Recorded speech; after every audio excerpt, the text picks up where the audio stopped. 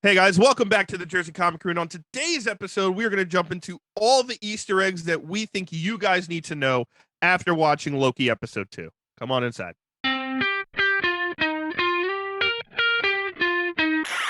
What's up, everybody? We're the Jersey Comic Crew. Today we're talking Loki episode 2, the variant, the Easter eggs of this episode.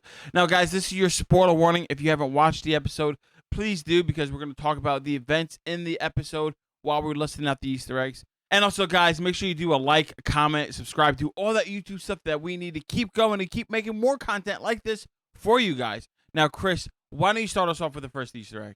So we start off right in the beginning of the episode in Oshkosh, Wisconsin. Kind of a tongue twister. It's a mouthful. It is. And it's actually the birthplace of Mark Gruenwald, who was the editor of Marvel. During his time at Marvel, he was kind of in the background of a bunch of Thor comics that Walt Simonson, the great Walt Simonson, did for about 15 years of Thor comics. So that is an actual place of one of the biggest creators of Marvel in real world and now in the MCU.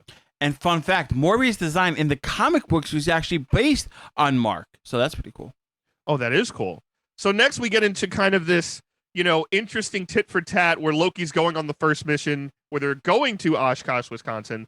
And we see all these Loki variants kind of explaining, hey, you're not special, you're a variant. And he has the jacket on that says variant. Mm-hmm. And we see a couple of different Lokis that are very interesting. One we see is blue, which is obviously very reminiscent of Loki's heritage because he's half frost giant. So maybe it's one that was born and raised on Jotunheim instead of going to Asgard.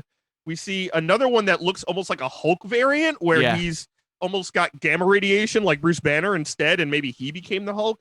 And then we see one that's Viking era, which, as you know, history is the starting point of Norse mythology back in the Viking era. So that was really cool to see as well. I gotta say, my favorite though, out of all of them, was the Tour de France Loki, where he won the Tour de France. He has the trophy. That's his right. little bicycle. I thought it was fun. Yes, take that, Lance Armstrong.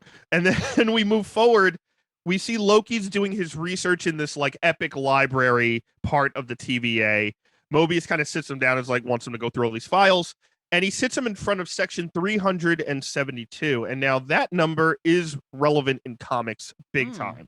So Thor 372 is actually the first appearance of the TVA, also written by Mr. Walt Simonson, who we mentioned before, with art by Sal Buscema. Definitely go check that out. That's also the run where Beta Ray Bill shows up for the first time. And I will mention Beta every time I can.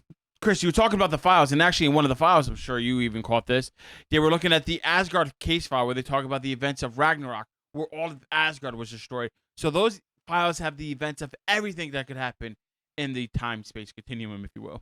Absolutely. They mentioned Ragnarok. He mentioned Surtur and the flame and destroying the entirety of Asgard. There's even a number of how many lives are lost in there if you look closely. Yep.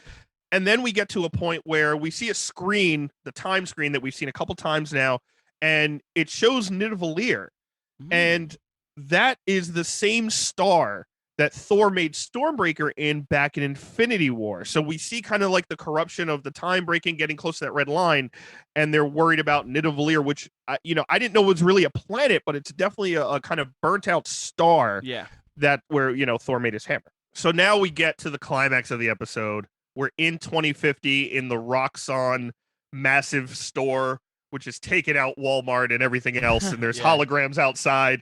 And it's an apocalyptic event. We now know that this Loki variant's hiding in the apocalypse. And we get to Roxxon, which is a big name in the comic books. The CEO of Roxxon is someone named Dario Agger, who is obsessed, Lex Luthor style, for Thor, about taking over the Nine Realms, ruling Asgard. And he's using his money and power from the Roxxon Corporation in order to kind of fund this madness that he has. Now, isn't he usually depicted as a Minotaur in the comics? Like he can be? At least very recently, he was a Minotaur. Through a lot of Jason Aaron's run, he was like an evil Minotaur, which was actually pretty cool because he was kind of like a bull in a suit in half of the comic books.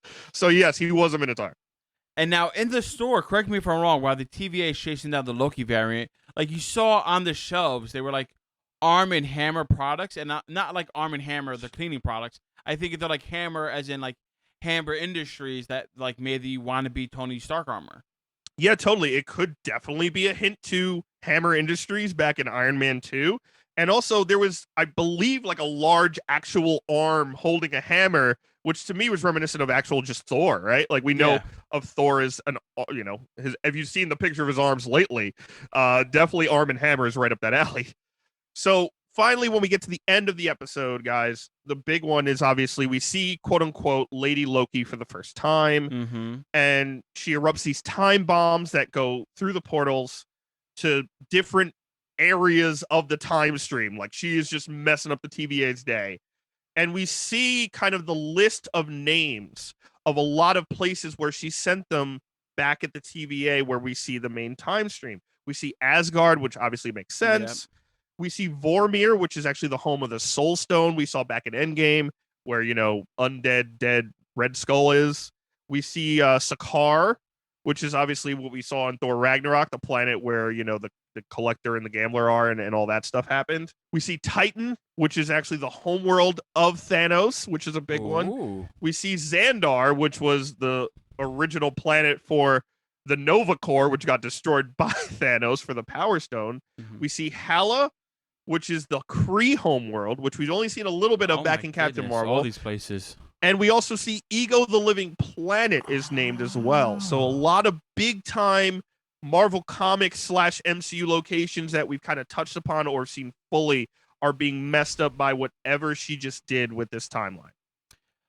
Guys, I don't know about you, but I've learned a lot today. Let us know down in the comments below what your favorite Easter egg was from Loki episode 2, The Variant. And if there's any other major Easter egg that we might have missed, let us know down below. And guys, thanks so much for watching. Give us a thumbs up, just because I'm winded, and that was a lot. But also subscribe if you're brand new. You don't want to miss any more Easter eggs of Loki, our breakdowns of Loki. Rob and I do a hell of a job every week getting this to you guys. Follow us on our Instagram and Twitter at Jersey Comic Crew. And as always, I'm Chris Heller. That is Rob Moran. We're the Jersey Comic Crew, and we'll see you next time.